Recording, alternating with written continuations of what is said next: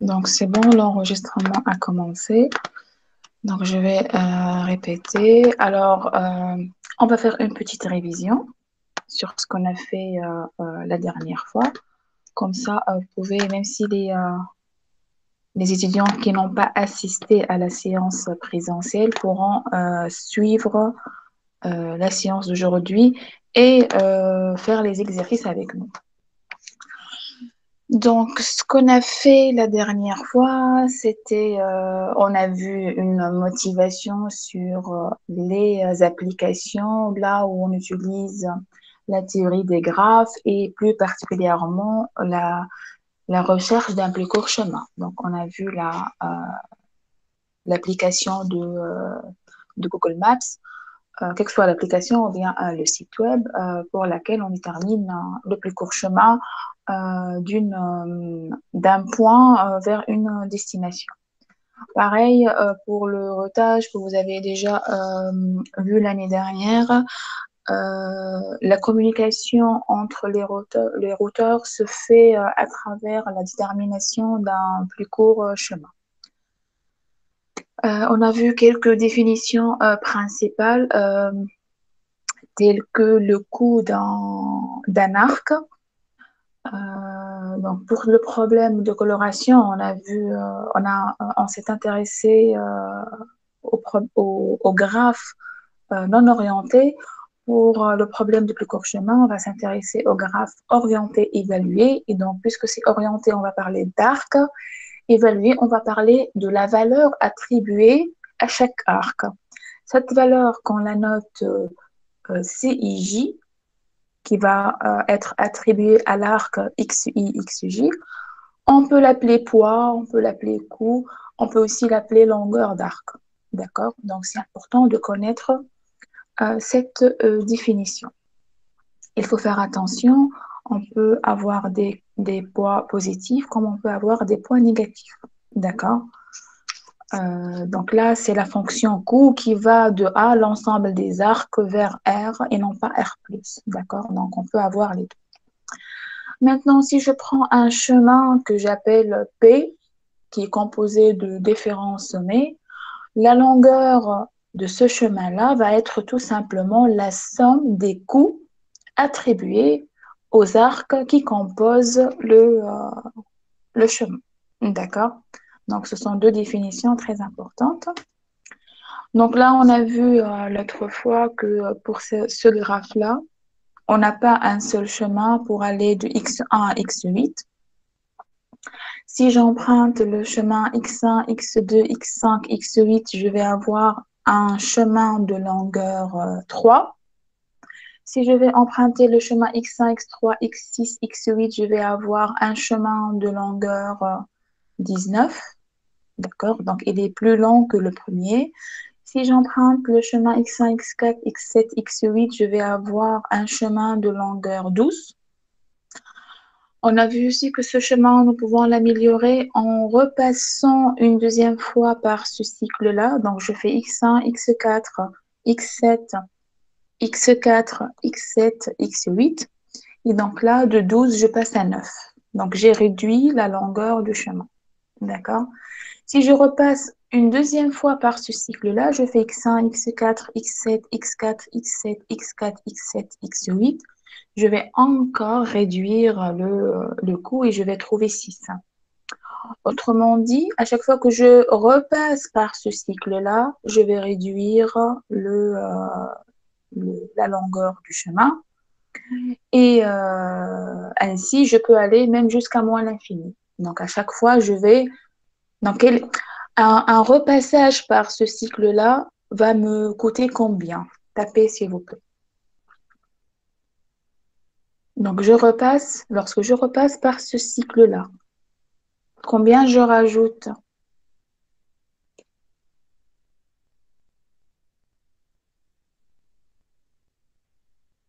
Allez-y. N'oubliez pas, c'est une petite révision. On ne va pas s'attarder là-dessus. Très bien, c'est moins 3. Très bien, c'est moins 3. Donc, à chaque fois, je vais retrancher moins 3. Et du coup, si je reste coincée sur ce cycle-là, je vais, sur ce circuit-là, je vais aller vers moins l'infini.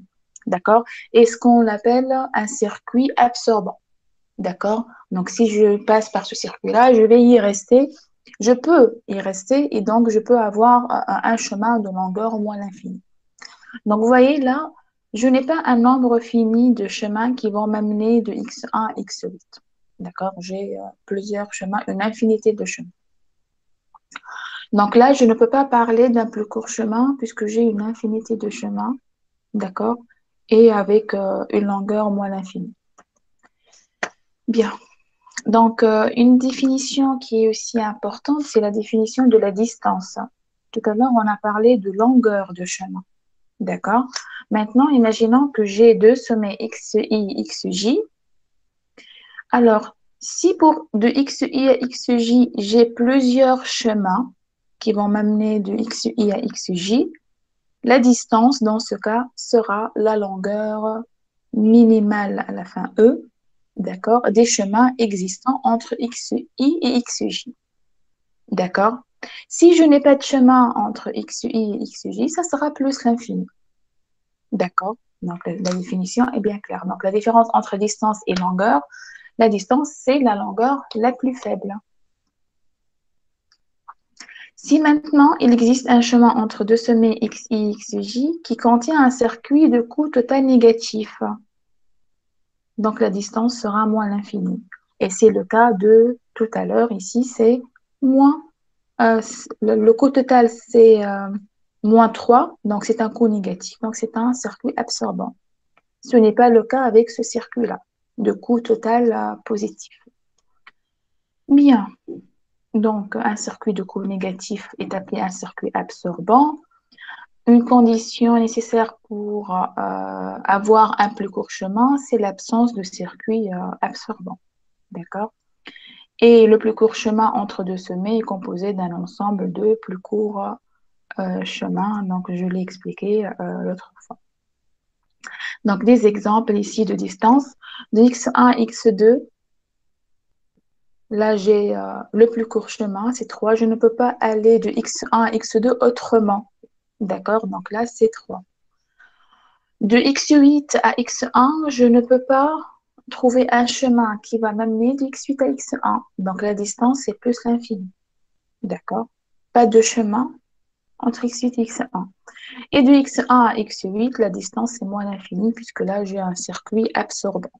D'accord? Est-ce que c'est clair pour toutes ces définitions? Oui ou non? 8. Très bien. Très bien pour Mortava. Et pour les autres, c'est bon? Très bien. Donc, je passe. Donc, c'est bien de faire cette petite révision. Comme ça, vous aurez un enregistrement sur la partie d'Ikestra. D'accord? Puisque l'autre fois, on l'a vu en présentiel. Bien. Donc, l'objectif de ce chapitre, c'est de déterminer un plus court chemin entre une source, d'accord, et une destination bien déterminée. D'accord? Donc, cela revient à déterminer une arborescence optimale. Je reviendrai sur cette notion d'arborescence optimale. D'accord? Donc, on va voir, je vais dire deux algorithmes. Le troisième, peut-être qu'on n'aura pas le temps pour le faire. Donc, pour le graphe à coût positif.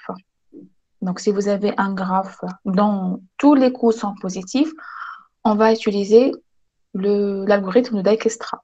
D'accord? Cet algorithme, qu'est-ce qu'il fait? On lui donne un sommet fixé S, une source. Et il va nous retourner tous les chemins, les plus courts chemins de la source vers tous les autres sommets. Même si j'aurais besoin d'un chemin plus court entre la source et un sommet bien particulier, l'algorithme doit faire tout le travail. D'accord? Donc, je ne peux pas lui dire, je veux de la source S vers un X quelconque. D'accord? Donc, il va faire tout le travail et par la suite, vous considérez la distance que vous cherchez. Maintenant, Donc, l'algorithme de Dijkstra, il a une limitation, ce qui n'est pas utilisable dans le cas où les coûts sont mixtes, positifs et négatifs. Donc, pour cela, on va voir l'algorithme de Ford-Bellman, d'accord, pour les coûts mixtes. Et pareil, l'algorithme, on lui donne une source, il va nous retourner tous les plus courts chemins vers les autres destinations. Pour Floyd, c'est une généralisation de Ford-Bellman pour des coûts quelconques, d'accord? Mais vous pouvez lui donner deux sommets distincts, deux sommets, un couple de n'importe quel deux sommets pour trouver le plus court chemin entre les deux. Pas forcément, il doit faire tout le travail, d'accord? Et bien évidemment, si on peut appliquer Ford-Bellman pour des coûts quelconques, nous pouvons aussi l'appliquer pour des coûts positifs. D'accord? Mais il sera plus complexe en termes de complexité algorithmique. D'accord? Donc, je vais rappeler maintenant rapidement le principe de Dijkstra. D'accord? Et pour ce faire, vous devez assimiler certaines notations. D'accord? Alors, pour les notations, on aura besoin de la variable qu'on va l'appeler dist de J. D'accord? Cette variable-là, ce n'est pas la distance, d'accord? Ce sera une variable qu'on va la mettre à jour d'une itération à une autre afin de trouver la distance. À chaque fois, on va la comparer à une autre valeur et on considère la valeur la plus faible, d'accord? Au final, on va trouver la valeur la plus faible entre des chemins entre x1 et xj et donc, ça sera la distance, d'accord? Alors, dist de J, ça sera la longueur optimale du chemin reliant la source. Donc, vous voyez ici, la source, c'est XI. D'accord? J'ai mon ensemble de sommets, c'est grand X. Je considère la source XI et tous les autres sommets, ce sont les destinations. Donc, ça sera la longueur optimale du chemin reliant la source XI à la destination XJ. Cette variable, pour l'initialisation, elle pourrait ne pas être la distance. Donc, elle pourrait être améliorée dans les itérations d'après. D'accord? Cette longueur sera mise à jour tout au long du processus afin de déterminer la distance entre x1 et xj. C'est le plus court chemin qui relie les deux sommets. D'accord? Donc, c'est clair. C'est une variable qu'on va la mettre à jour afin d'arriver à la fin à une distance. D'accord? PCC de J, c'est PCC pour dire plus court chemin. C'est une variable aussi pour mémoriser le chemin le plus court qu'on a trouvé. D'accord? Imaginons que pour un XJ quelconque, on a trouvé son plus court chemin. Donc, on doit sauvegarder le plus court chemin qu'on a déterminé. D'accord? P et T. Donc là, j'ai deux ensembles. P, c'est l'ensemble des sommets qui ont été traités de façon permanente, c'est-à-dire permanente, ce sont les sommets pour lesquels on a trouvé les plus courts chemins. D'accord? Et T, c'est une liste pour lesquelles, donc liste des sommets pour lesquels on n'a pas encore trouvé les plus courts chemins. Donc, ce sont des sommets qui ont été traités de façon temporaire. D'accord? Donc, on a tout ce qu'il faut maintenant pour comprendre le fonctionnement de l'algorithme. Je garde le pseudocode pour après. Alors, donc là, j'ai expliqué cet exemple en classe. Je vais me baser maintenant sur l'application que j'ai aussi expliquée en classe, mais c'était sur le tableau. D'accord? C'était pas en faisant les slides. Donc ici, avant d'appliquer l'algorithme de Dijkstra, on doit faire une petite représentation graphique du problème. Donc là, j'ai un problème de construction d'un réseau routier entre les villes de A à G. Donc là, j'ai 7 villes. Le tableau suivant représente les différents tronçons possibles ainsi que les coûts de construction correspondants. D'accord? Ici, les coûts qui correspondent au poids sont les coûts de construction.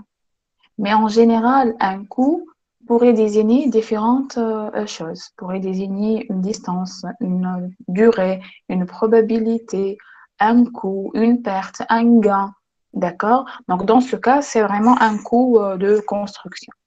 Donc, le problème ici consiste à déterminer l'autoroute la moins chère entre, euh, A et G, entre les villes A et G. D'accord? Donc, on ne peut pas parler maintenant de l'application de l'algorithme sans donner un graphe, oui ou non? Donc là, on va déterminer ce graphe-là. Les sommets correspondent à quoi? Donc là, vous pouvez interagir, hein.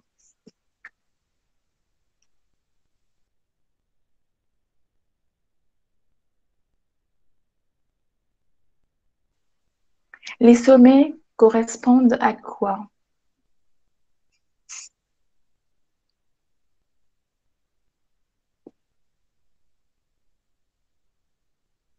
Est-ce que vous m'entendez?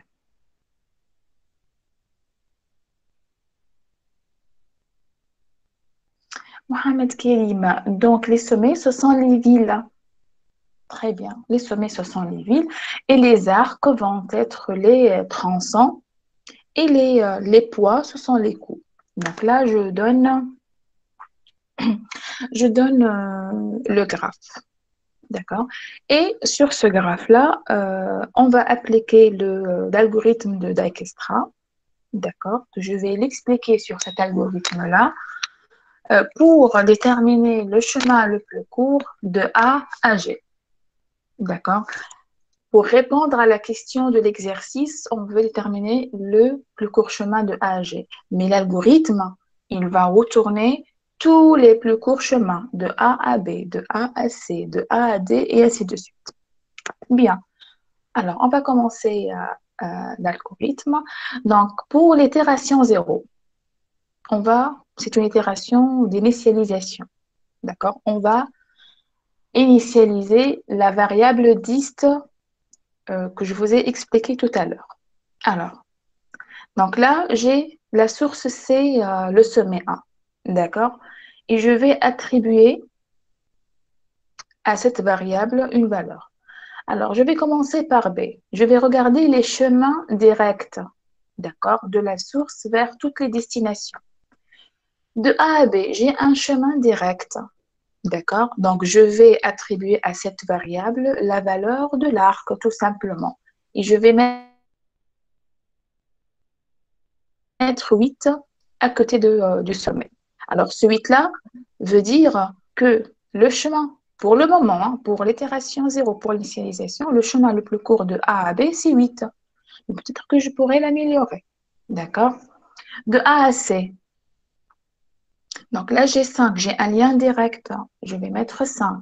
5 veut dire que le chemin le plus court de A à C pour l'initialisation, c'est 5. D'accord? Pour D, je n'ai pas un lien direct. Donc, je vais mettre ici plus l'infini. D'après la définition de la distance, on a dit que si on a un chemin, ça sera le plus court chemin. Si on n'a pas de chemin, ça sera plus l'infini. Et pareil pour F et E. D'accord? Et pareil pour G. Donc, j'ai que deux liens directs. D'accord? Donc, c'est l'initialisation de la variable dist. D'accord? Et c'est maintenant que le travail va commencer. Alors, qu'est-ce que je vais faire pour l'itération 1? Donc, je vais tout d'abord, je vais mettre tout ce qu'on a déterminé sur un tableau pour l'itération 0. D'accord? Pour qu'on puisse bien comprendre les choses. Pour l'itération 0, j'ai ma variable dist et j'ai le PCC que je vais sauvegarder. Pareil pour toutes les autres itérations. J'ai mes sommets B, C, D, E, F et G. Je ne vais pas mentionner A puisque A, c'est la source. D'accord? De A pour aller de A à A, je vais avoir une distance nulle pour un graphe à poids positif. D'accord? Donc 8, 5, l'infini, l'infini, l'infini, l'infini. Ma liste des sommets traités de façon permanente ne contient que la source pour le moment. On n'a rien traité. Et la liste des sommets temporaires contient tous les autres sommets. D'accord? On n'a rien fait pour le moment. Donc, avant de commencer l'itération 1, dites-moi, On aura combien d'itérations au total?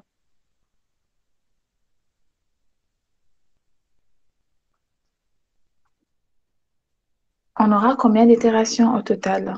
Là, j'ai un graphe qui contient 7 sommets. A, B, C, 3, D, 4, E, 5, F, 6 et G, 7. J'aurai besoin de combien d'itérations? Très bien, Bahi Eddin. 6, très bien. Rodé, Murtada, très bien. Alors, pourquoi 6? Car je vais déterminer 6 plus courts chemins. Donc, j'ai la source, je vais l'éliminer et j'aurai 7 moins 1, c'est 6. D'accord? Donc, on va effectuer 6 itérations. Commençons par la première. Alors, pour la première, je vais regarder les distances, la variable dist, d'accord? Et je vais considérer la valeur la plus faible, d'accord? Donc, je vais ignorer l'infini parce que l'infini, euh, ça reste l'infini. Donc, je vais regarder les nombres réels. 5 et 8. Dites-moi, entre 5 et 8, quel est, euh, ou bien entre C et B, quel est le sommet entre C et B que je pourrais dire que voilà, c'est bon, j'ai terminé son plus court chemin et que je ne peux pas faire mieux? C'est quel sommet?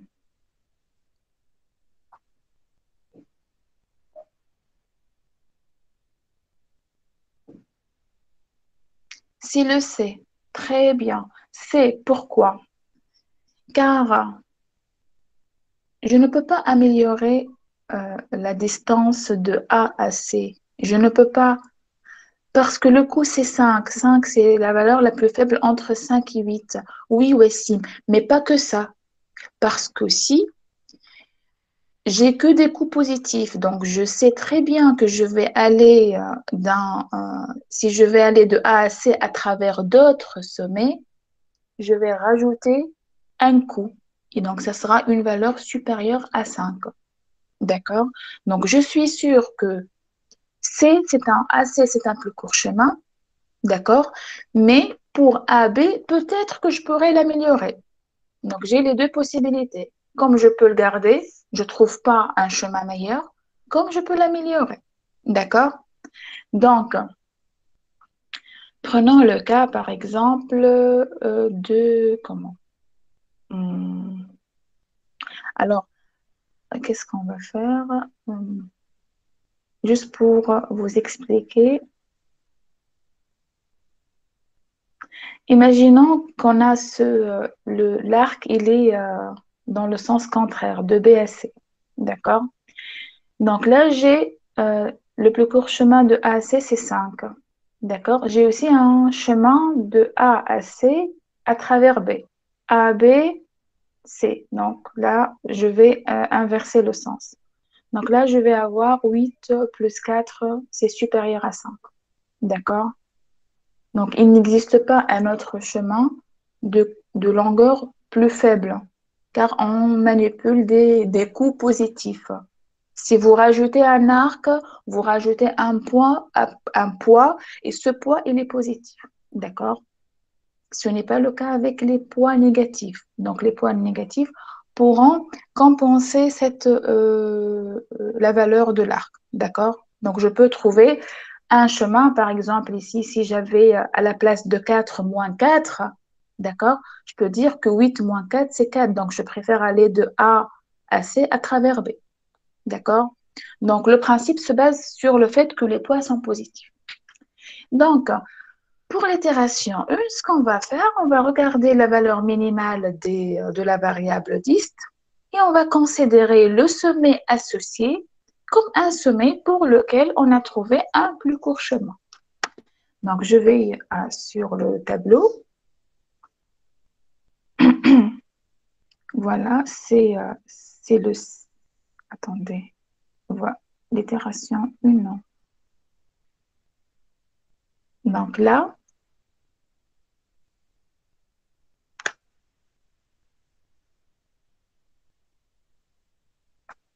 donc pardon. Donc pour l'itération 1, Donc, je regarde la valeur la plus faible, c'est 5. 5 est associé à C, donc je vais mettre C dans la liste des sommets traités de façon permanente et je vais retirer C de la liste des sommets traités de façon temporaire. Donc, c'est la première étape de l'itération 1. C'est la détermination d'un sommet pour lequel on a un plus court chemin. Une fois que c'est fait, maintenant, on va passer à mettre à jour la variable dist. Et comment on va mettre à jour cette variable dist? Je reviens sur le graphe. Donc, voilà. Donc là, on a deux sommets traités, A et C. Donc, pour C, maintenant, je vais regarder ses successeurs, qui sont B, F et E. Oui ou non? Donc, j'ai trois successeurs. Et je vais mettre à jour maintenant la variable dist. Alors, pour aller de A à B à travers C, ça va me coûter combien? Dites-moi. Pour aller de A à B à travers C, ça va me coûter, très bien, Bahedine, ça va me coûter 9. Alors, 9, et j'avais pour l'itération 0,8. D'accord? Donc, et moi, je cherche un plus court chemin. Quelle valeur que je vais garder?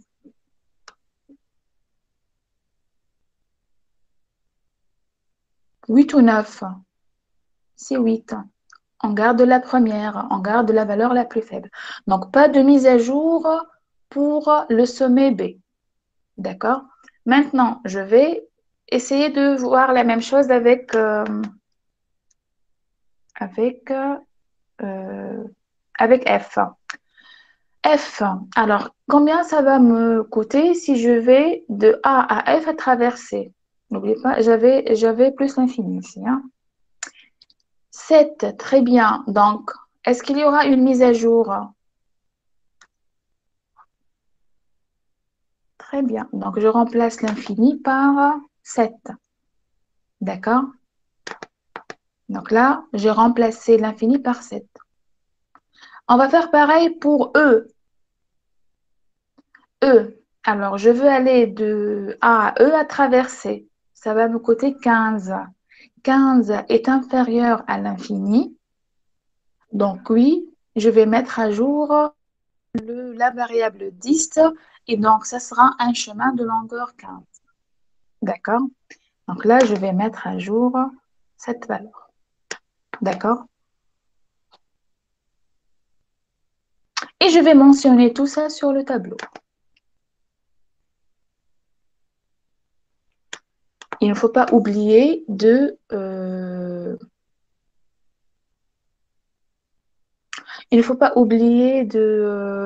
mémoriser les chemins. Hein.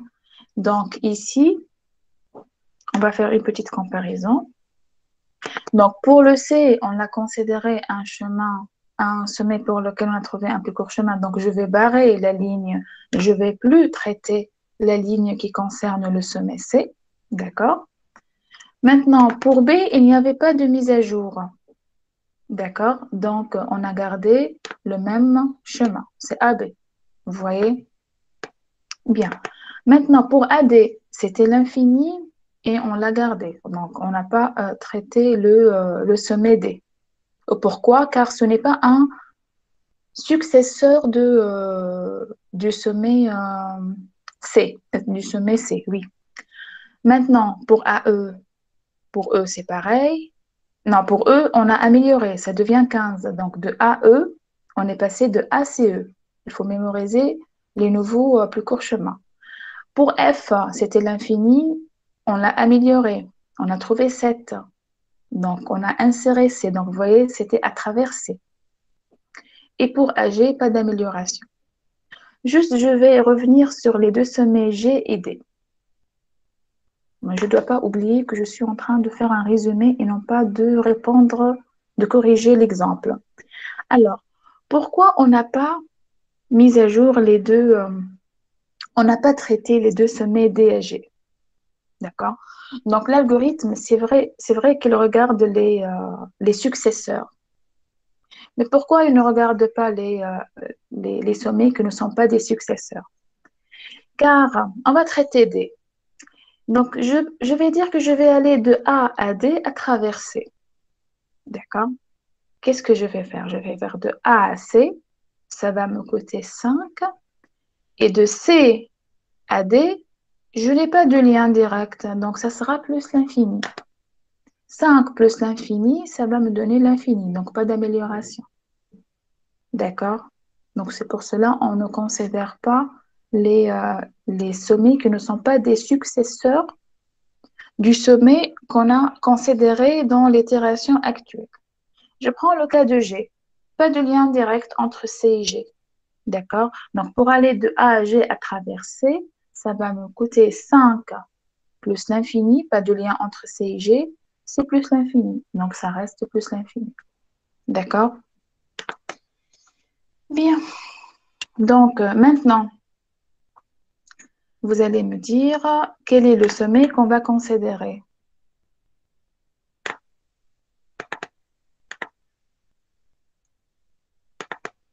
On a des distances. Pareil, on va considérer le sommet ayant la plus faible valeur de ces distances, des différentes valeurs de disque. Lequel? C'est F. Très bien. Alors, pour F, maintenant, on va le considérer comme... Donc, c'est l'itération 2. Hein. F, c'est mon prochain... euh, c'est mon prochain sommet que je considère comme un sommet traité de façon permanente. Donc, les successeurs de F sont E et G. D'accord? Et je vais mettre à jour maintenant les poids. Commençons par E. Commençons par E. Donc, pour E, j'avais 15. 15 à travers ACE, à travers C. Maintenant, je vais regarder si je passe par ACF, est-ce que j'améliore le chemin ou pas? Donc, 7 plus 3, ça fait 10. 10, c'est plus faible que 15. Donc, lui, je vais mettre à jour le poids. Je remplace l'infini par 10. D'accord? Vous la voyez ici. Je regarde maintenant G. 7 plus 8, c'est 15. 15 est plus faible que l'infini. Oui, je vais mettre à jour la variable 10. D'accord? Et je note tout ça sur le tableau. Je ne regarde pas B et D. Prenons le cas de B. Donc, ce n'est pas un successeur de F. D'accord? Et je vais essayer de trouver la longueur du chemin de AFB. De AB, de AFB. Alors, de AF, je n'ai pas de lien, donc c'est plus l'infini. Qu'est-ce que je suis en train... Non, de A à B à travers F. Oui. Donc, de A... qu'est-ce que je suis en train de faire?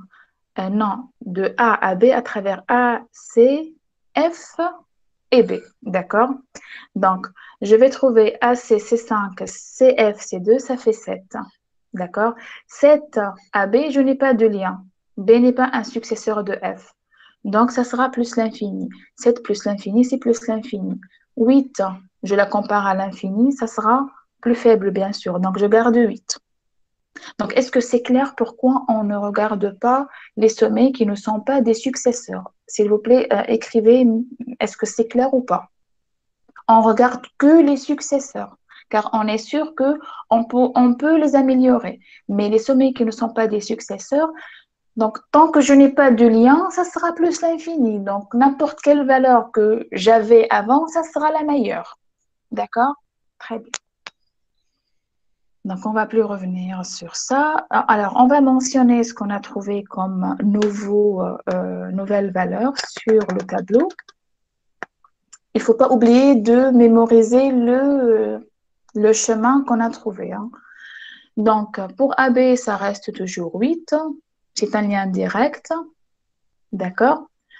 Pour C, on l'a traité. Pour F, c'est le nouveau sommet traité qu'on l'a mis dans la liste des sommets traités de façon permanente. On l'a retiré de T. les sommets traités de façon temporaire. Pour AD, pas d'amélioration. Pour E, on avait 15 à traverser. On a trouvé que c'est 10 à traverser et F. Donc 10, c'est plus faible. Et pour G, ça c'est devenu 15 à travers F. Donc pareil, maintenant, parmi les valeurs de la variable 10, on va considérer la plus faible valeur qui correspond au sommet B. B, B. A, c'est la source, Rodé. C'est B. D'accord? D'accord. Donc, maintenant, on a 4 sommets traités. D'accord? Pareil, vous allez me dire B, quels sont les successeurs de B? Dites-moi. Les successeurs de B.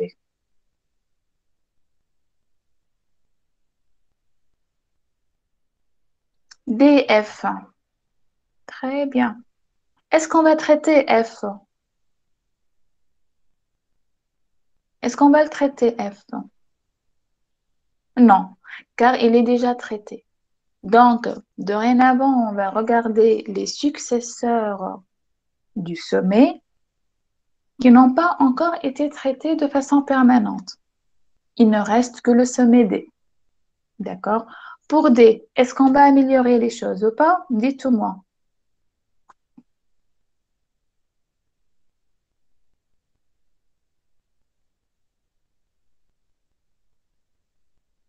Que serait la valeur du chemin allant de A à D à travers B? C'est 17. Très bien. Donc 17, c'est plus faible que l'infini. Donc on va améliorer la langue. D'accord? Bien. Juste une remarque. On a commencé par choisir entre 5 et 8. On s'est dit que voilà, on va considérer C, c'est le chemin. On va considérer 5, c'est le chemin le plus court de A à C. Mais peut-être qu'on peut améliorer le chemin de A à B. Dans ce cas, non, c'était aussi un plus court chemin. Mais ce n'est pas toujours le cas. Pour l'exemple euh, illustratif, on a amélioré l'autre lien. D'accord? Je peux rapidement revenir sur ça. Donc, vous vous rappelez de cet exemple-là? On avait le choix entre 4 et 15. 4, c'était un plus court chemin, mais 15, non, car on pouvait faire 4, 5 et 3, ça fait 12. 12, c'est plus faible que 15. D'accord? Donc, ce n'est pas toujours le cas. L'essentiel que la valeur minimale, c'est un plus court chemin. Alors, où est-ce que je suis arrivée? C'est là. Très bien. Donc, on va mentionner tout ça dans le tableau. Donc, pareil, maintenant, pour P, on a ACFB qui ont été traités de façon permanente et DEG, pas encore. Entre 17, 10 et 15, je considère la plus faible valeur, c'est 10. 10 qui est associé au sommet E. D'accord? C'est le sommet E. Donc, mon prochain sommet, c'est le sommet E. Voilà. Alors, E, elle est là. Alors, les successeurs de E sont D et G. Très bien. Est-ce que pour D, je vais améliorer les choses?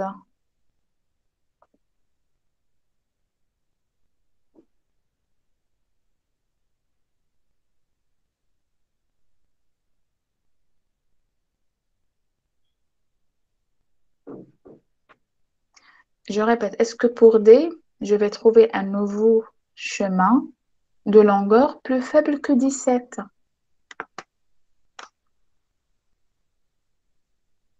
Oui. Donc là, je vais vous écrire. Et euh, quelle est cette longueur qu'on a améliorée?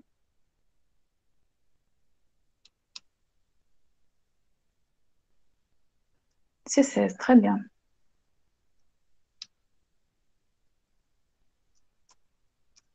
Donc, ce que je vous ai écrit, L, la longueur du chemin A, B, D, c'était 17. Maintenant, on parle de quelle longueur qui vaut 16? Est-ce que je vais passer par B? Non. Donc, ça sera A, C, F, E et, et D. Très bien. C'est 16. D'accord? Donc, il ne faut pas penser qu'un plus court chemin, c'est le chemin qui est composé d'un nombre minimal de sommets. C'est loin d'être ça. Il faut raisonner par rapport au coût. D'accord? Donc là, j'améliore. D'accord? Alors, donc, pour G maintenant, pour G, j'aurai 10 plus 11, c'est 21. 21 par rapport à 15, c'est supérieur à 15. Donc, pas d'amélioration, je garde le 15. D'accord? Donc, on va mentionner tout ça sur le tableau. Voilà. Pour l'itération 4, j'ai que deux sommets que je vais traiter, D et G. Pour D, j'ai 16, pour G, j'ai 15. Donc, qu'est-ce qu'on va choisir entre D et G? C'est bien évidemment le sommet G. D'accord? Et ainsi de suite. Donc, je passe à l'itération d'après. Donc, là, c'est le sommet G que je considère. Alors, pour le moment, on peut dire qu'on a trouvé la solution de l'exercice, car l'exercice nous demande de trouver le plus court chemin entre A et G. D'accord? Mais l'algorithme n'a pas encore terminé de fonctionner. D'accord? Donc, il nous reste le sommet D. Donc, pour le sommet D, ben, on n'a rien à faire, c'est 16, ça va rester 16. D'accord? Pourquoi on n'a rien à faire? Car tout simplement, G n'a pas de successeur. Donc, G n'a pas de successeur, donc on va garder la valeur 16 pour D. D'accord? Et ainsi, on a terminé tout le travail. D'accord? Donc, à la fin, quand est-ce qu'on s'arrête? On a la liste T qui est le vide. On n'a plus rien à traiter, donc c'est bon, fin de l'algorithme. D'accord? Est-ce que c'est clair?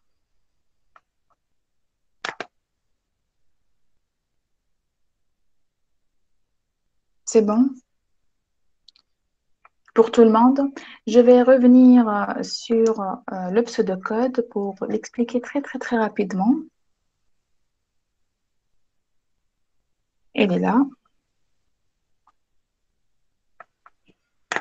Et après, on va commencer les exercices. Donc, l'initialisation. Alors, dist de 1, cela veut dire que je vais aller de la source vers la source, de x1 à x1.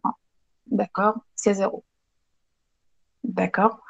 Ensuite, je vais initialiser les distances, les distes des différents sommets. Donc, pour l'itération 0, ça sera le coût associé à l'arc x1, xj. C'est vraiment, on a un arc de x1 à xj. Sinon, ça sera plus l'infini. Donc, je répète, si on a un lien direct de x1 à xj, ça sera le coût associé. Sinon, c'est l'infini. On mémorise le chemin. On mémorise donc la liste P pour le moment contient que la source et T contient les autres sommets. Pour la procédure itérative, donc tant que la liste T n'est pas vide, on va procéder en deux étapes. La première étape, ça sera une détermination d'un sommet xk pour lequel on a la variable dist qui est minimale. D'accord? Ce sommet-là, qu'est-ce qu'on va faire avec? On va le mettre dans la liste des sommets traités de façon permanente. On va le retirer de la liste des sommets traités de façon temporaire et on va mémoriser le chemin le plus court qui nous amène de x1 à xk. D'accord? Ça, c'est la première étape. La deuxième étape, c'est la mise à jour des chemins, des longueurs des chemins. Donc, si j'ai un XJ qui appartient à la liste des sommets temporaires et que XJ, c'est un successeur de XK. Autrement dit, on considère les successeurs de XK qui n'ont pas encore été traités de façon permanente. Et je vais regarder la valeur de XK, donc la valeur de la longueur du chemin de X1 à XK, plus le coût associé à l'arc XK, XJ. Si c'est inférieur à la longueur d'arc ou bien à la longueur du chemin amenant de X1 à XJ, je vais faire la mise à jour. D'accord? Je compare la valeur dist de K, la valeur actuelle, plus le coût de l'arc, je le compare à la valeur de l'itération précédente. D'accord? Si c'est inférieur, je fais la mise à jour. Sinon, je garde la valeur ancienne. D'accord? Et fin de la procédure. Est-ce que c'est clair? C'est bon? Comme ça, vous aurez un enregistrement, d'accord, de madame. On peut déterminer le plus court chemin seulement dans un graphe orienté. Alors, comment je vais vous répondre à votre question? Je veux que vous trouverez la réponse par vous-même. Si j'ai un graphe non orienté, est-ce que je peux le voir déjà comme un graphe orienté?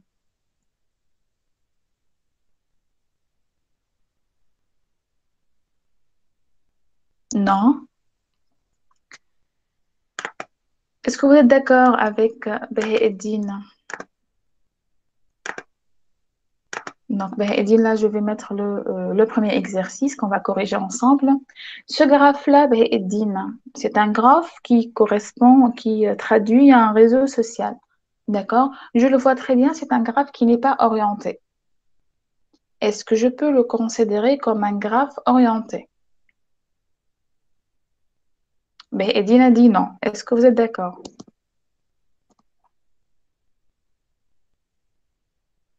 Madame, pratiquement oui, mais il y a une infinité de possibilités. Comment une infinité de possibilités? Prenons une arête, simplement une arête. L'arête AB, d'accord? Pour l'arête AB, est-ce que je peux la considérer comme deux arcs de A à B et de B à A? Oui ou non? Beheddin, oui ou non? معناتها un seul arc, madame, ينجم يكون des deux Un- côtés. bien sûr, une arête, c'est une relation bidirectionnelle. Et c'est pour cela, d'ailleurs, dans la matrice d'adjacence, on trouve une matrice symétrique. Si j'ai une arête, un lien de A à B, c'est que le lien, il va dans les deux sens. A vers B et B vers A. Si on est amis, sur Facebook, c'est que vous êtes mon ami et je suis votre ami. Il n'y a pas un seul sens. Oui ou non?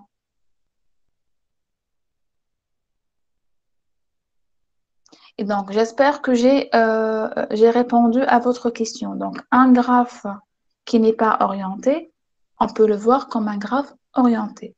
Ça, c'est de un. De 2, n'oubliez pas que Dijkstra se base sur les successeurs. Donc, j'ai besoin de cette orientation, d'accord, pour déterminer les plus courts chemins. Car ce qu'on a fait réellement, on a déterminé des plus courts chemins qui se basent sur des plus courts chemins. Je reprends ici.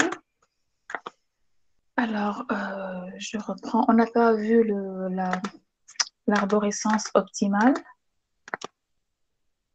Voilà, ça c'est l'arborescence optimale, c'est le résultat final. Donc, pour aller de A à G, j'ai déterminé le plus court chemin de A à C, et ensuite le plus court chemin de A à F, ensuite le plus court chemin de A à G. D'accord? Donc, ce sont des plus courts chemins composés sur des plus courts chemins basés sur les successeurs. D'accord? Donc, on a besoin de cette notion de successeur, d'accord, qu'on la trouve dans les graphes orientés. Et un graphe, si on est avec un graphe non orienté, on peut l'orienter. Ça va dans les deux sens. D'accord, ben, Edine. Madame, un graphe non orienté, si Mhm. on veut déterminer son plus court chemin, les arcs يكونوا des deux côtés مش نختاروا كيما نحبوا معناتها. Ben, ben, hey, le premier exercice, c'est un très bon exercice pour bien vous convaincre. D'accord? Là, je ne vais pas mettre des arcs. C'est un graphe non orienté pour lequel je vais considérer que tous les sommets, ce sont des successeurs. Donc, je peux l'orienter, le graphe. Prenons le cas de E, par exemple. Imaginons que moi, c'est bon, je vais dire que E, c'est un sommet que j'ai traité de façon permanente. Donc, E, il va admettre combien de successeurs? 5. Donc, je vais traiter les 5 sommets. D'accord? Car pour moi, j'ai une liaison. J'ai un arc de E à D et de D à E, de E à B et de B à E, et ainsi de suite. D'accord? Donc, vous avez l'exercice 1 et vous avez aussi l'exercice 3. Non, c'est pas 3, c'est 4. Là où vous avez un graphe mixte. Vous avez des arêtes et vous avez des arcs. Donc là, je ne peux pas vous donner un graphe non orienté. J'ai un arc de A à C, mais je n'ai pas d'arc de C à A. D'accord? Là, j'ai une arête de A à B. Cela veut dire quoi? J'ai une liaison de A à B et de B à A. C'est comme ça que vous devez voir les choses, Edine et les autres d'ailleurs. D'accord? C'est bon. Donc, merci. Donc là, c'est l'arborescence optimale. L'arborescence, c'est un arbre qui admet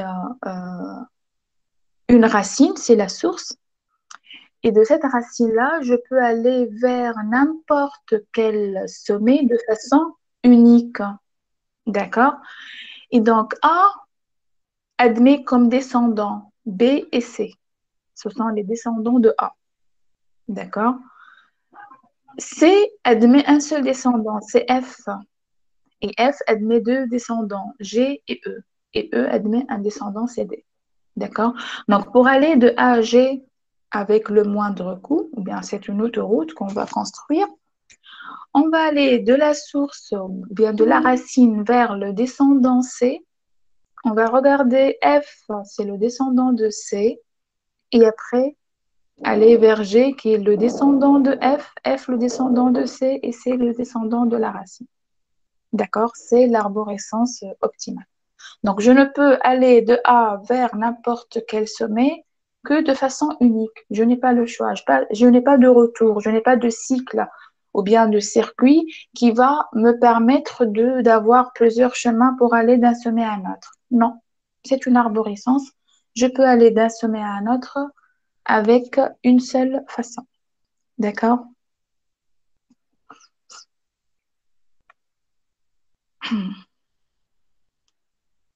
Bien.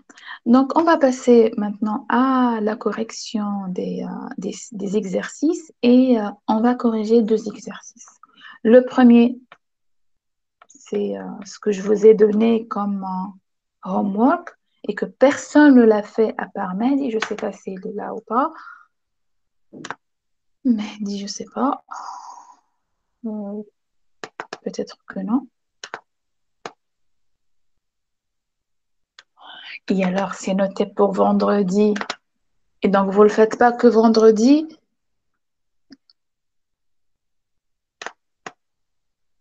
Bah, c'était peut-être une erreur de ma part. Je, je devais mettre la date limite un jour avant la séance FAD, mais il fallait quand même le faire. Alors, là, on va considérer un réseau social qui décrit, qui est décrit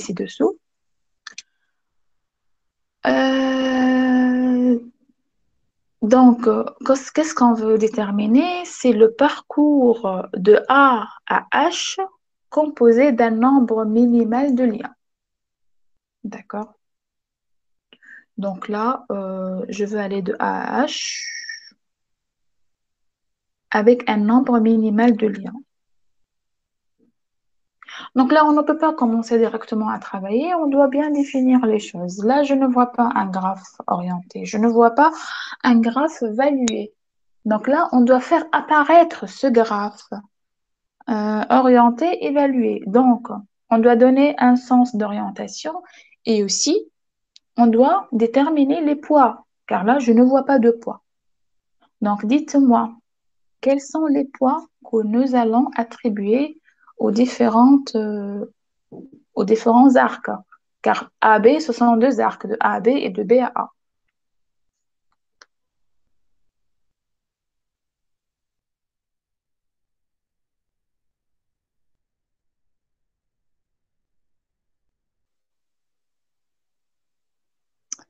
Deux.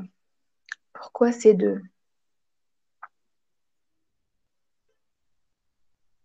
Je vais relire, dit la question. Déterminer le parcours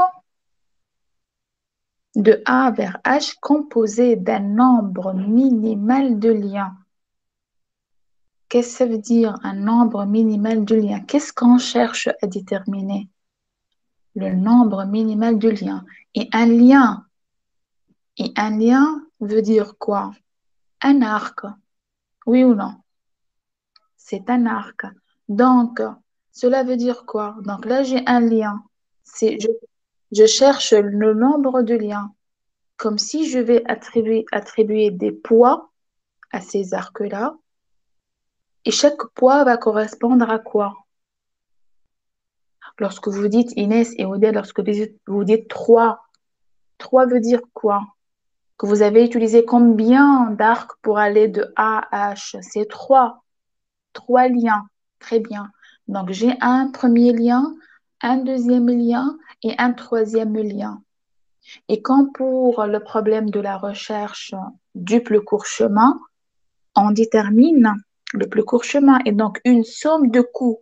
Donc là, j'ai besoin de connaître ces coûts puisque je vais minimiser la somme des coûts. Lorsqu'on parle d'un plus court chemin, c'est ça ce qu'on fait exactement. On regarde, on fait des sommes et on compare avec la valeur ancienne. Donc, on minimise une somme. D'accord? Donc, lorsque vous dites 3, cela veut dire que vous avez trouvé une somme qui vous a donné 3. Et donc, cette somme-là, elle est composée de 3 liens. Donc, 3 composantes qui vous donnent 3 comme résultat. Cela veut dire que chaque lien, comme dit Baheddin, pardon, on va lui attribuer le coût de 1. Donc, un lien, c'est un coût de 1. D'accord? C'est clair?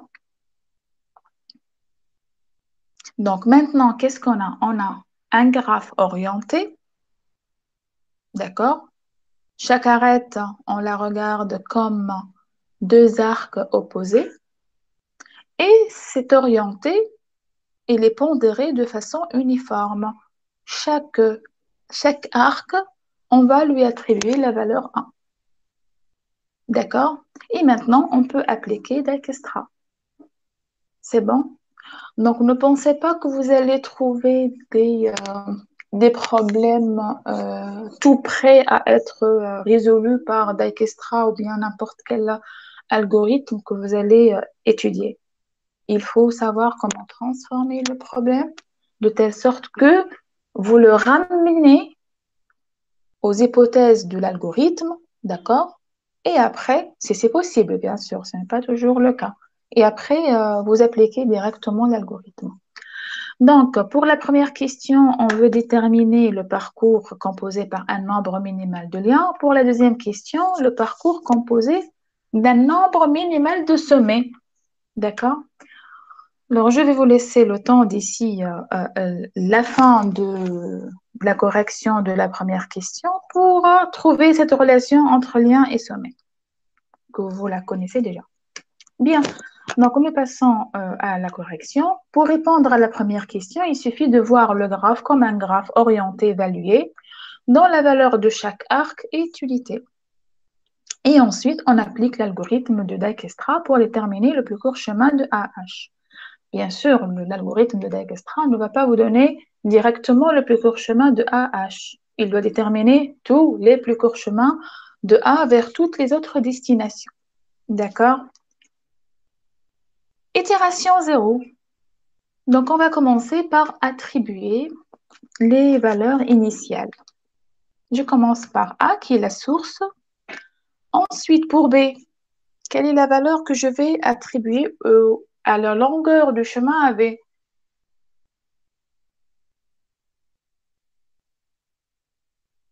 Très bien, c'est 1. Pour C, pour C, cela veut dire on est avec l'itération 0. Donc de A à C, je n'ai pas de lien direct. C'est l'infini, très bien, Mahé.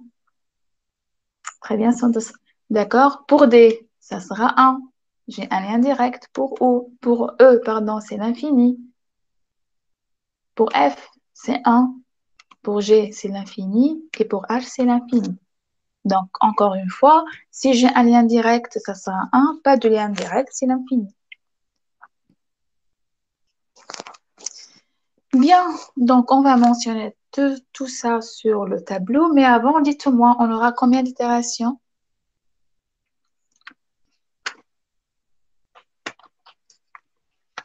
Très bien, 7, car on a 8 sommets.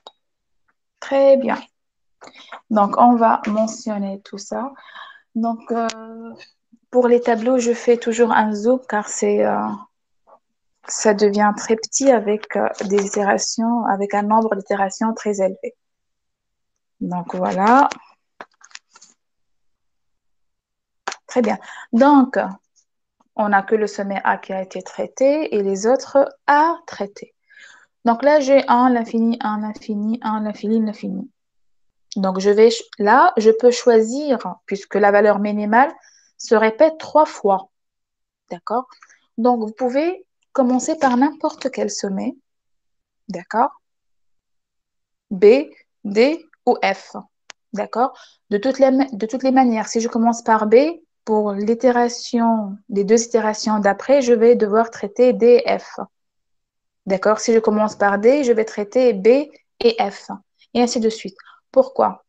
Car la variable dist est en train d'être augmentée d'une itération à une autre. Donc, je ne vais pas trouver une valeur plus faible que 1. Donc, pour les 3 itérations à venir, on va traiter B, D et F. Vous pouvez choisir n'importe quel ordre. D'accord? Je vais commencer par B. Je vais suivre l'ordre décroissant. Bien, donc je vais commencer par B. Alors, pour B, donc là, je vais mettre à jour les plus courts chemins. Pour C, ça va me donner quoi?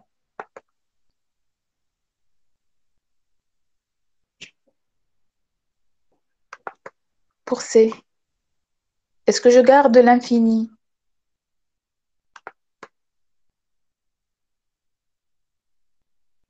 Non, ça sera 2. Très bien, vous avez bien compris. Pour E et C d'ailleurs. Et pour D? Alors, pour D, qu'est-ce que je vais trouver? 1 plus 1, ça fait 2. 2, c'est supérieur à 1, donc je garde 1. D'accord? Donc, ce sont les mises à jour faites pour l'itération 1. On va les mentionner sur le tableau.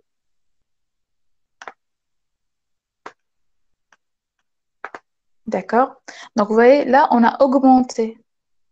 On a trouvé des nouvelles valeurs qui sont supérieures à 1. D'accord? Donc, on doit quand même traiter le sommet D et le sommet F. On passe au sommet F. Pour le sommet F, il est là. D'accord?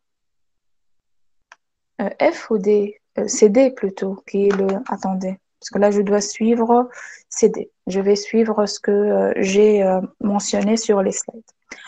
Alors, pour le sommet D, on va regarder les successeurs. Ben, dit maintenant, puisque c'est un graphe orienté et on a les doubles sens, les successeurs de D sont A, B, E, G et F. A, B ont été déjà traités. On va regarder E, G et F. Alors, pour F, il n'y a pas d'amélioration puisque sinon j'aurai 2. D'accord? 1 est inférieur à 2, donc je garde 1. Pour G, je vais avoir 1 plus 1, c'est 2. Donc, j'améliore G. Et pour E, j'améliore pas. Pourquoi? Car 1 plus 1, ça fait 2 et donc je garde 2. D'accord?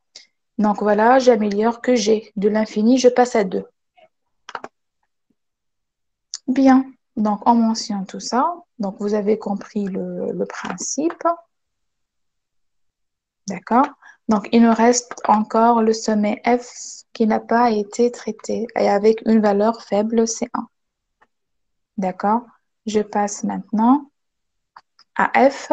Donc pas d'amélioration pour F puisque G c'est déjà 2, c'est minimal. Et D et A sont deux sommets traités. Donc là, on va rien faire, on va reproduire ce qu'on a fait dans l'itération précédente. D'accord? Donc pareil ici, j'ai 2, 2, 2 et l'infini. D'accord? Donc vous pouvez commencer par C ou bien par E ou bien par G. De toutes les façons, pour les 3 itérations à venir, vous allez traiter les 3 dans l'ordre que vous préférez. D'accord? Très bien. Bien, donc là, qu'est-ce qu'on va faire? On va regarder sur le graphe. D'accord? On va commencer par quel sommet? Par C. Alors, pour C, est-ce que je vais améliorer? Donc, les deux successeurs non encore traités pour C, c'est E et H. D'accord? Pour E, j'améliore pas. D'accord? Car je vais avoir 2 plus 1, c'est 3. 3 est supérieur à 2. Mais pour H, qu'est-ce que je vais trouver comme nouvelle valeur? Très bien, c'est 3. Donc, vous voyez, vous avez déjà trouvé le résultat à l'œil nu, mais c'est bien quand même d'appliquer et de s'entraîner à exécuter l'algorithme. 3. Donc, on va mettre à jour la variable dist. D'accord? Donc, on a 2, 2 et 3. On doit traiter E et traiter le sommet G et après finir avec H. D'accord? Et là, encore une fois, vous pouvez commencer par G et ensuite par E. D'accord? C'est comme vous voulez. Donc là, je vais aller rapidement. Donc, il n'y a plus d'amélioration.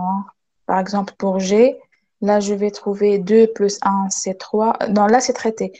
Là, je vais avoir G plus 1, c'est 2 plus 1, c'est 3. 3, c'est déjà le chemin le plus court de A à H. Donc, il n'y a plus d'amélioration.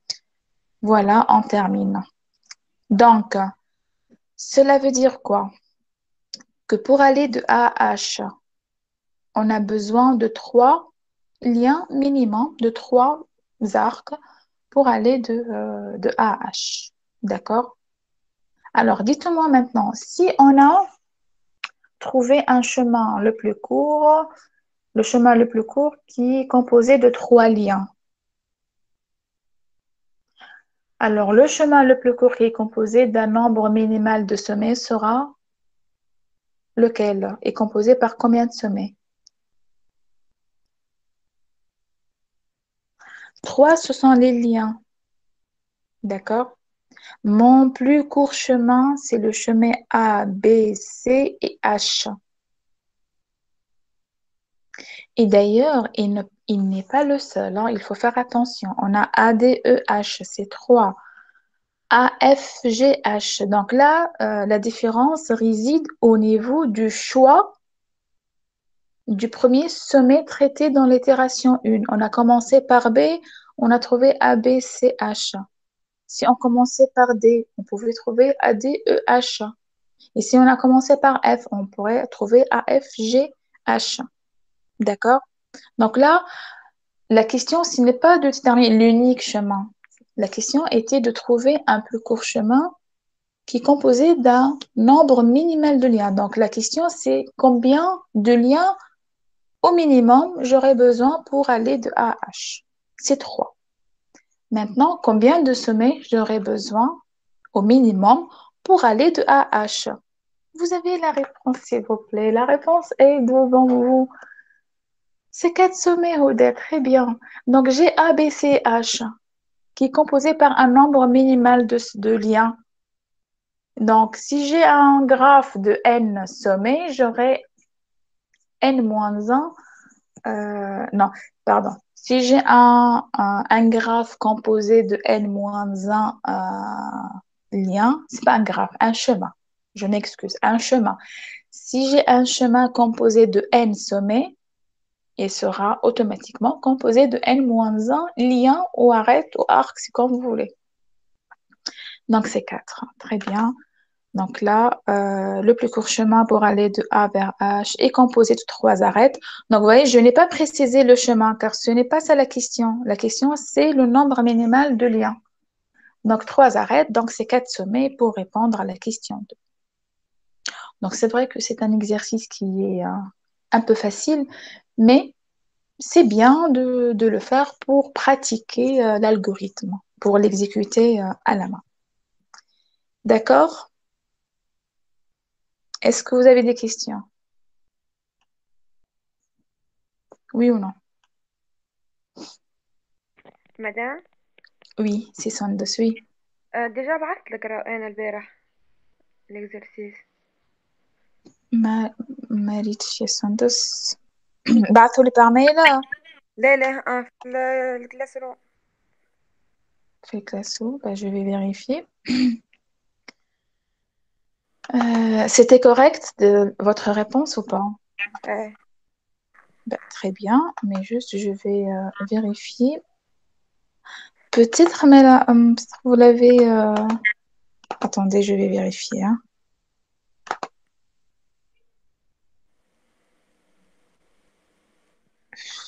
Non, mais Sundus, non, je le vois pas. C'est bizarre.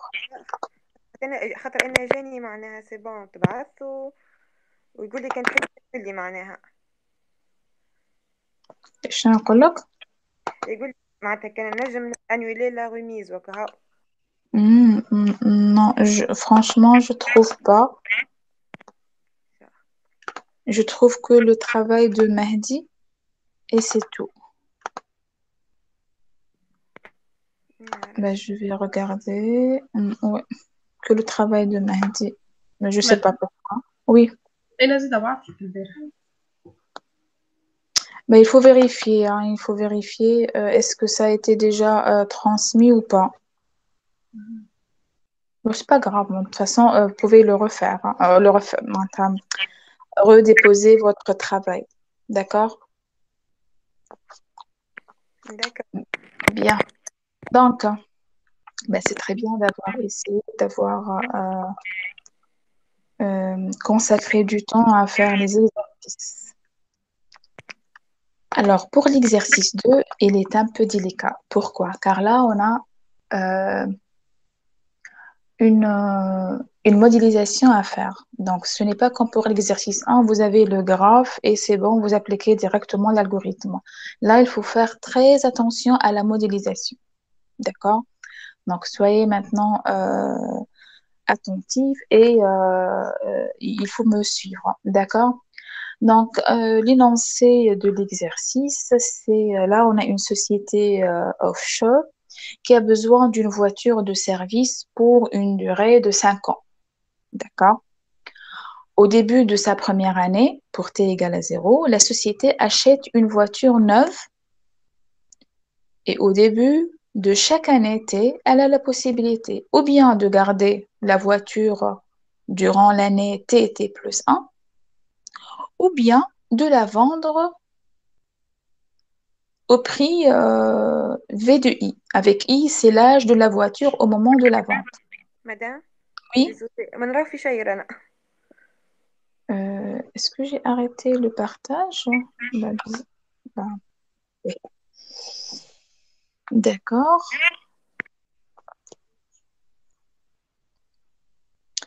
Et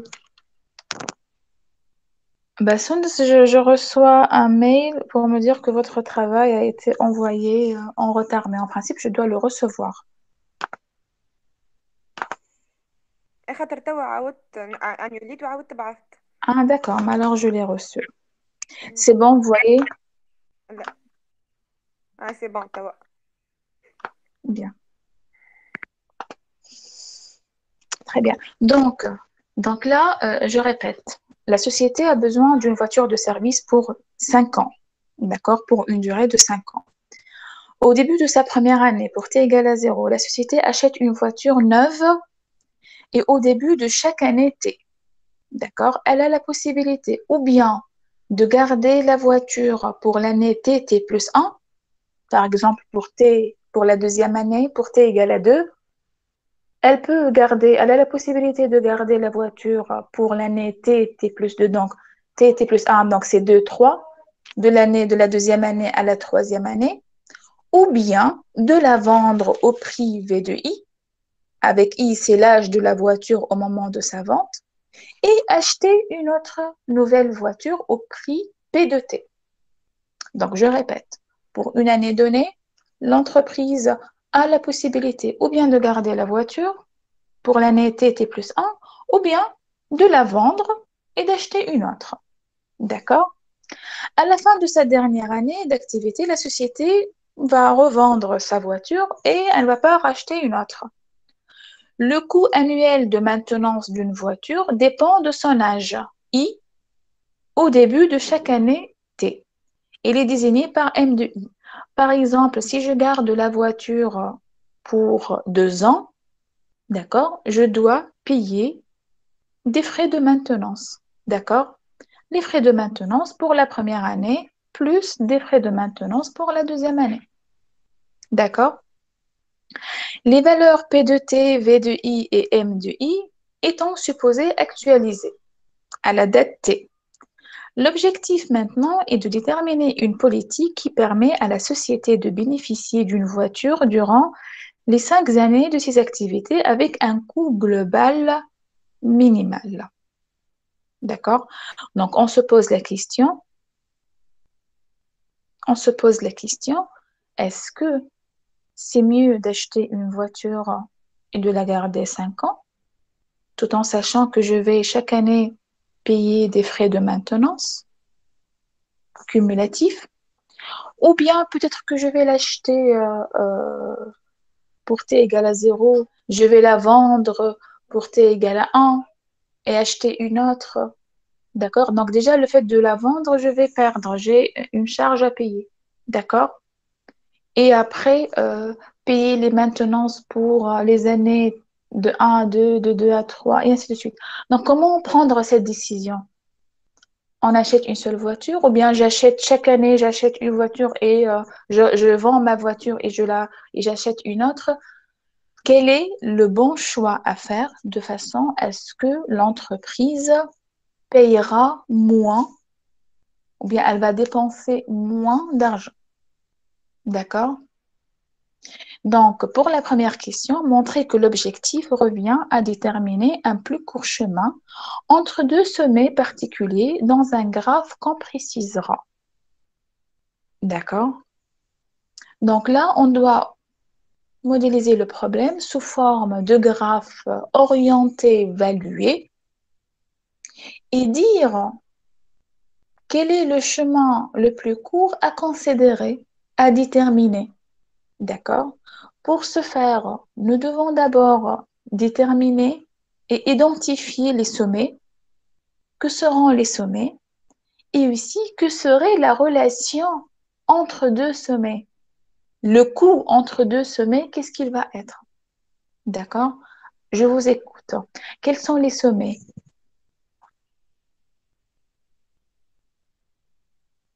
L'âge.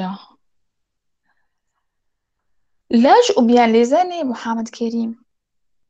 L'été. T égale à 0, T égale à 1, T... Bah, c'est pareil. Dire que c'est l'âge ou bien dire que à t égale à 0, la première, c'est l'année 0 ou bien c'est l'âge 0, ça reviendra au même. Donc, très bien. Donc, on aura 6 sommets. Est-ce que vous êtes d'accord avec Mohamed Khalil? Mohamed Kerim, pardon. Oui, très bien. Donc, la chose la plus facile ici, c'est de déterminer les sommets. D'accord. J'ai déterminé les sommets. J'ai identifié les sommets. Et après, la relation entre deux sommets va représenter quoi?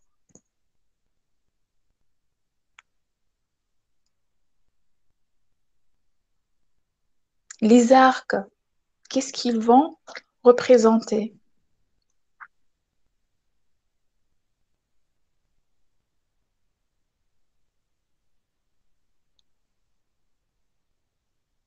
Alors, je vais vous aider. Il ne faut pas oublier l'objectif. L'objectif est de déterminer une politique qui permet à la société de bénéficier d'une voiture durant les 5 années de ses activités avec un coût global minimal. D'accord? Donc, non, là, on veut minimiser un coût. Le prix, pas seulement le prix Houdet. On veut minimiser un coût. Qu'est-ce que ça veut dire le coût? Alors, on va essayer de trouver la solution ensemble. Alors, l'entreprise, au moment de t égale à 0, elle va acheter une voiture, oui ou non? Donc, après, elle va continuer à dépenser, d'accord? À faire des maintenances. À faire des maintenances. Je reviendrai sur votre réponse, Mohamed Kerim. À acheter des voitures, à faire des maintenances, à vendre des voitures. Pareil. Pour chaque année, peut-être elle a cette possibilité. Donc, le prix qu'elle a dépensé, donc là, c'est cumulatif. Donc, vous voyez, pour chaque année, l'entreprise va acheter, va payer des maintenances, des frais de maintenance, et elle va avoir des revenus venant des ventes des voitures. D'accord? Donc, là, on doit savoir quel est le coût qui sera attribué d'une année, qui sera attribué à l'arc qui relie 2 années. Pour l'année T1 jusqu'à l'année T4, par exemple, quelles sont les charges à payer de la part de l'entreprise? Donc, cette charge-là, on va essayer de la modéliser, de la déterminer plutôt. Donc, Mohamed Kerim dit que c'est la différence entre prix d'achat et prix de vente. Alors, à l'instant I, je vais acheter, je vais garder la voiture, pas forcément jusqu'à I plus 1, Mohamed Kerim. Je pourrais garder la voiture 2 ans, 3 ans, 4 ans. D'accord? Donc, le prix d'achat au sommet TI, je vais dire, moins le prix de vente pour l'année TJ, mais je n'ai pas que la vente et l'achat. J'ai encore des dépenses à faire qui correspondent aux frais de maintenance. Donc, Mohamed Kerim, essayez de mettre à jour votre formule. Je n'ai pas que l'achat et vente, j'ai achat, maintenance et vente.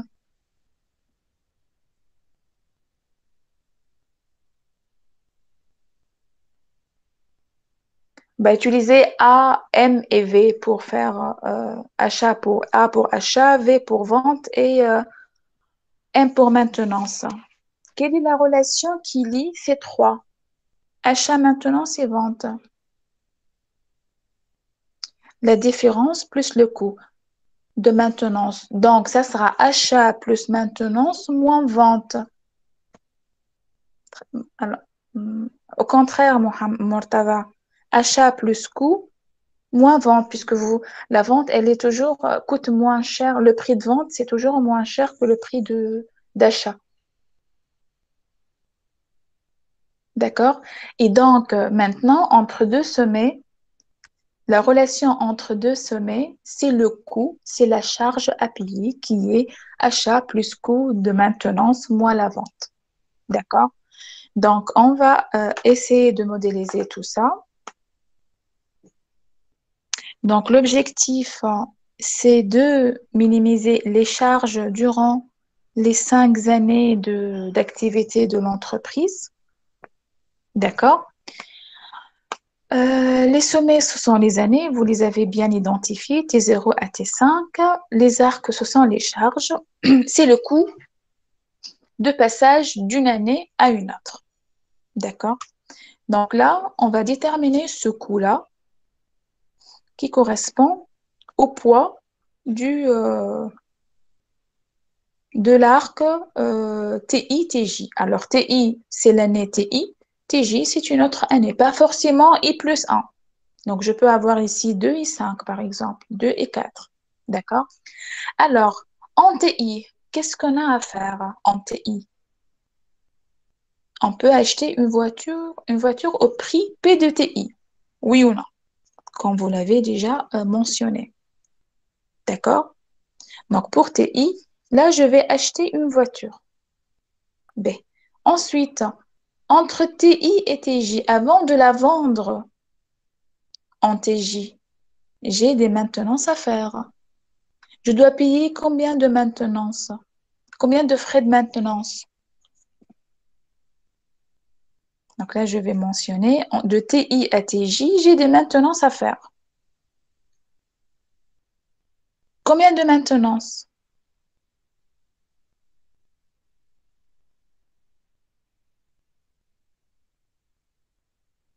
Imaginons que le TI c'est 2 et que le TJ c'est 4. Donc de l'année 2 à l'année 4, j'aurai de 2 à 3 une première maintenance, de 3 à 4 une deuxième maintenance. D'accord? Donc ça sera une somme, la somme des maintenances. Alors cette somme commence de 0 jusqu'à... Donc là, j'ai combien d'années? De TJ moins TI. D'accord? TJ moins TI, ça va me donner le nombre d'années. D'accord? Donc, pourquoi ici c'est moins 1 et là c'est 0? Pourquoi je commence par de 1 à TJ moins TI? Car tout simplement, le M de 0, ici, la première maintenance, elle est faite durant l'année 0, 0 plus 1. Donc, on commence par 0.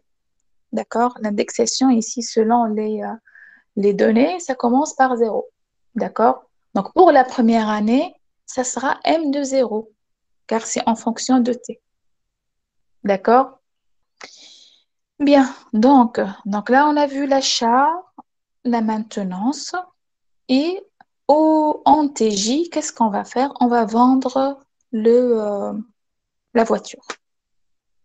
Donc, on va vendre au prix V2. Alors, ça dépend du nombre d'années de circulation de la voiture, qui correspond à TJ moins TI. D'accord?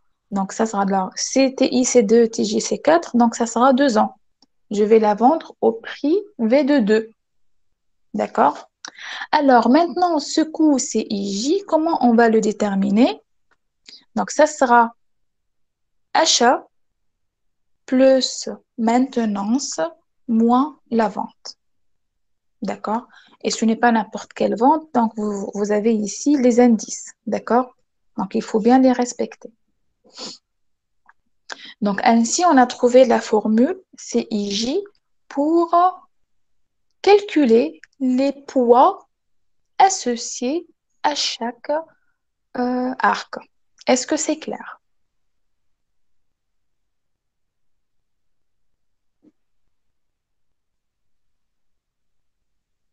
Est-ce que c'est clair?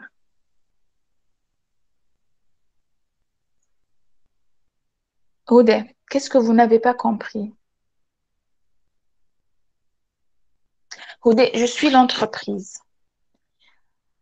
Pour bénéficier de ce service-là, je vais pour chaque année dépenser des charges. J'ai des charges à payer, oui ou non?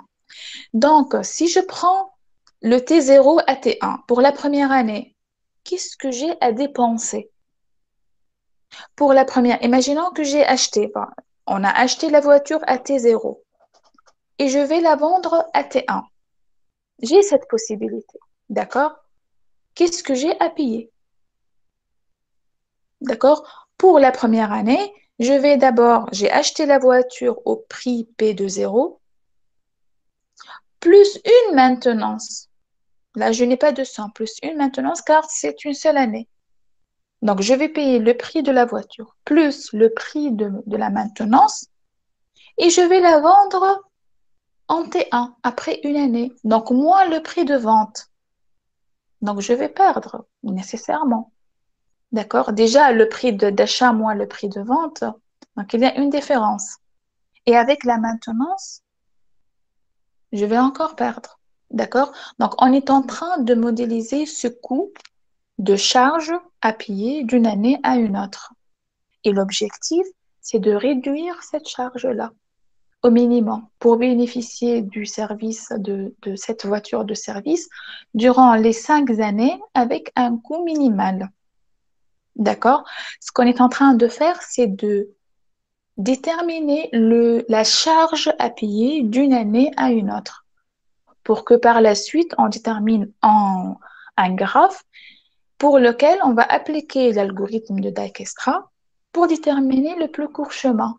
Donc, la valeur minimale des charges à payer. Est-ce que ça devient plus clair, Houdet? Très bien. Donc, qu'est-ce qu'on a à faire maintenant? On va revenir sur l'énoncé. Donc, c'est bon, on a modélisé. Donc là, c'est un problème du plus court chemin. D'accord? Pour la question 2, on va le résoudre avec ces données-là. D'accord? Donc, la première chose à faire, c'est de déterminer les coefficients, les CIJ, selon la formule qu'on a déterminée ensemble. D'accord? Donc, le problème se ramène à la recherche d'un plus court chemin. Donc, maintenant, entre quel sommet et quel sommet? Entre T0 égale 0 et pardon, T0 égale à 0 et la fin T5 égale à 5. De l'année 0 jusqu'à la 5e année. Donc, pour ce faire, on va d'abord déterminer les coûts CIJ. Donc, les coûts, je les ai calculés ici. De façon, alors comment on va lire ce tableau-là? Donc, de T0 à T0, je n'ai rien à payer. De T0 à T1, c'est 5 000. De T0 à T2, c'est 11 000 et ainsi de suite. D'accord?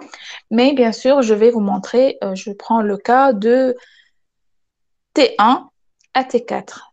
Donc, de T1 à T4, c'est 22 000. Cela veut dire quoi? 22 000, c'est-à-dire j'ai acheté une voiture à T1 et je vais la vendre à T4. Combien ça va me coûter comme charge à payer? C'est 22. Et on va trouver ça ensemble. D'accord? Donc, on a dit 2 et 4, c'est ça? C'est ça ce qu'on a dit, 2 et 4? 1 et 4, pardon. 1 et 4, Rodé et les autres, cela veut dire quoi? Que mon I, c'est 1, mon J, c'est 4. D'accord? Donc, je vais regarder le P de TI, le P de T1. Je reviens sur l'énoncé pour voir le P de T1. P de T1, le P de T1. Il est où le P de T1? C'est 24 000. D'accord? Je vais le mentionner ici. 24 000. Je vais regarder maintenant les frais de maintenance. D'accord? Les frais de maintenance.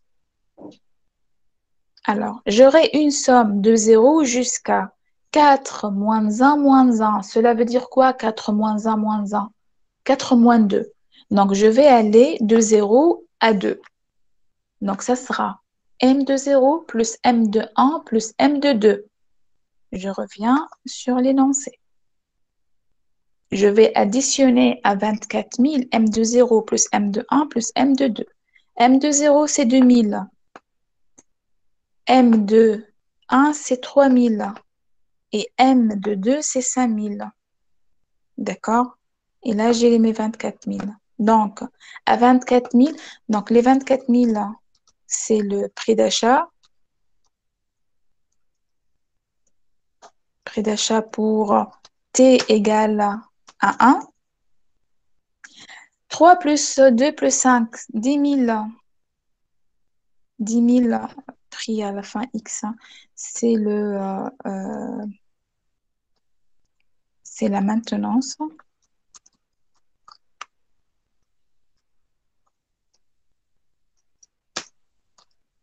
C'est la maintenance. Maintenant, on a à déterminer le prix de vente. Vente, c'est, on a dit, V de TJ moins TI, oui ou non? TJ moins TI, c'est-à-dire TJ c'est 4, TI c'est 1. 4 moins 1, c'est 3. Donc, je vais regarder V de 3 sur le tableau. V de 3, il est où le V de 3? C'est 12 000. Donc, 12 000 prix de vente. Donc, qu'est-ce qu'on va faire? 24 plus 10 moins 12.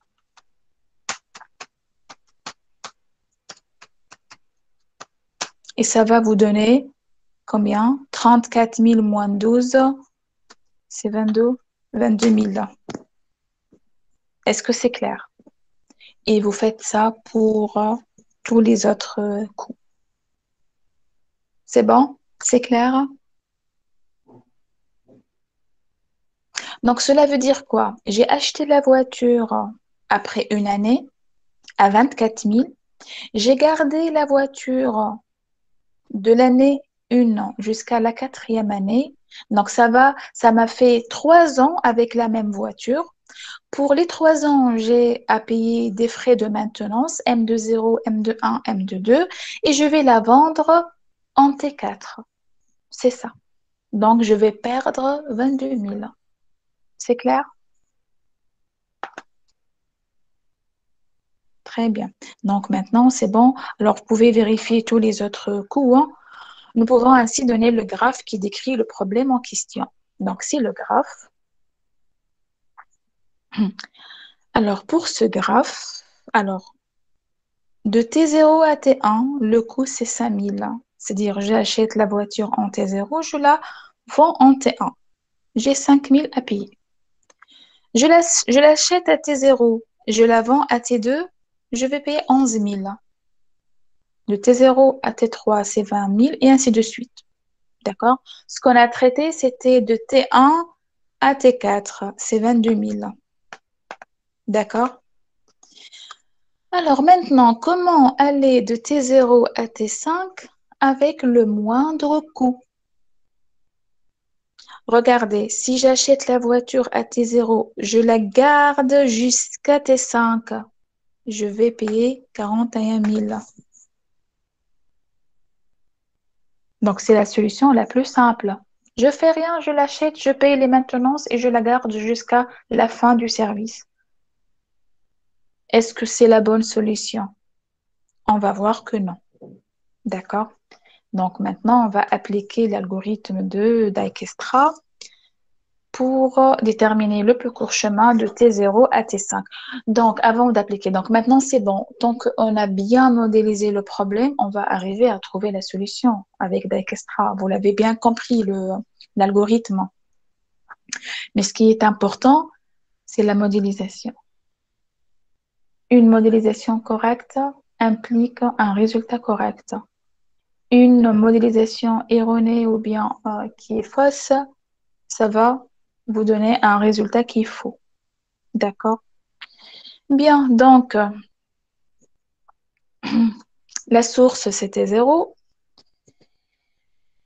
Pour T1, le plus court chemin va coûter 5 000. Pour T2, c'est 11 000. Pour T3, c'est 20 000. Pour T4, 29 000. Et pour T5, c'est 41 000. Donc là, j'ai des liens directs avec tous les sommets. Donc, pas de l'infini. Donc, je vais mentionner tout ça sur le tableau. J'ai 6 sommets, donc 5 itérations. D'accord? Et je vais garder la valeur la plus faible qui est T1. D'accord? Donc, pour la première itération, je vais considérer T1 comme le sommet pour lequel j'ai trouvé un plus court chemin. Donc là, c'est le... désolé.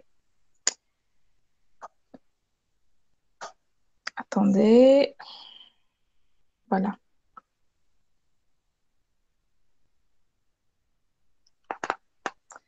Bien. Donc j'ai, donc comme je viens de le dire, j'ai toutes ces valeurs-là. La valeur la plus faible, elle est associée à T1. Donc, je vais considérer T1 comme mon premier sommet traité. Elle est là. Ensuite, je vais mettre à jour les plus courts chemins. Donc, de T1 à T2. Si je vais directement de T0 à T2, je vais payer 11 000. Si je fais T0, T1, T2, je vais payer 12 000. 5 plus 7. Donc, je préfère de T0 à T2 directement. D'accord? J'améliore pas. Maintenant, de T1 à T3. 5 plus 13, ça fait 18. 18, c'est plus faible que 20. Donc, faire, je préfère acheter la voiture en T0, la vendre en T1 et la garder à T3 que de la garder dès le départ à T3. D'accord? Donc là, j'améliore. Au lieu de 20, je vais trouver 18. Ensuite, T1 à T4. 22 plus 5, c'est 27. 27, c'est inférieur à 29. Donc, j'améliore. De T1 à T5. 5 plus combien? Je vois pas. 5 plus 31, ça fait 36. Donc 36, c'est bien inférieur que 41. D'accord? Donc j'améliore.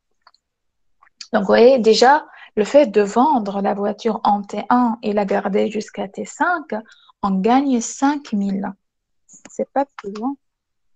Bien, donc pareil, on va mettre tout ça dans le tableau et je considère la valeur la plus faible, c'est 11, qui est associée à T2. Et on va faire pareil. T2 maintenant, c'est 11. De T2 à T3, 11 plus 8, 19. J'améliore pas, puisque j'ai 18. De T2 à T4, 11 plus 14, 25. 25, c'est inférieur à 27. J'améliore. D'accord? Ensuite, de T2 à T5, j'ai 11 plus 23, c'est 34. 34, c'est bien inférieur à 36, donc j'améliore. Je fais la mise à jour. D'accord? Ensuite, je passe à mon tableau. Je passe à mon tableau et je mentionne tout ça. Je trouve que 18 000, c'est la valeur la plus faible. Donc, je vais considérer mon nouveau sommet, c'est le T3. D'accord? 18, c'est associé à T3. Bien. Donc, 18 plus 8, ça fait 26, de T3 à T4. Donc, 26, c'est supérieur à 25. J'améliore pas. D'accord? De T3 à T5, 18 plus 14, ça fait 32. 32, c'est bien inférieur à 34. Donc, j'améliore. D'accord? Je mentionne tout ça sur le tableau. Donc là, il me reste que deux sommets à traiter. Je considère le T4, pour lequel j'ai la valeur la plus faible, 25 000. Bien. Donc, de 24, de T4 à T5, j'ai 25 plus 9. Ça fait 34. 34, c'est supérieur à 32. Donc, je n'améliore pas. Je garde le 32. Donc, voilà, il me reste un seul sommet, c'est 32, c'est bon. Il sera traité automatiquement. Et voilà, fin de l'algorithme. Et donc, j'aurai, donc, pour aller de T0 à T5. Si je fais, regardez, si j'achète la voiture en T0 et je la vends en T5, je vais payer 41.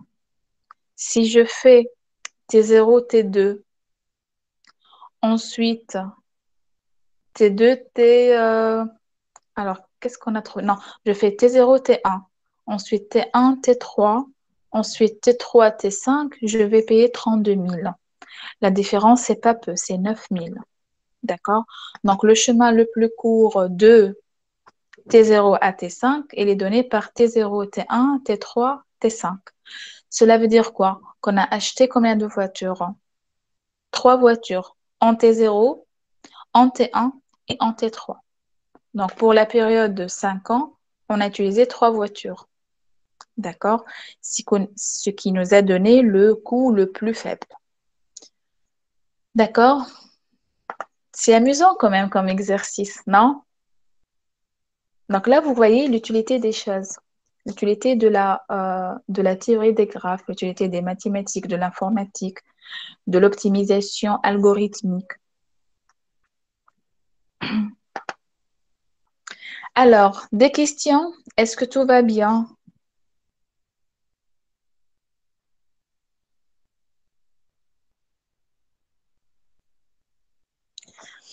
Très bien. Donc, je vais arrêter l'enregistrement maintenant. Donc là, vous avez un résumé sur Dijkstra avec la correction de 2 exercices. Bien, donc j'arrête maintenant.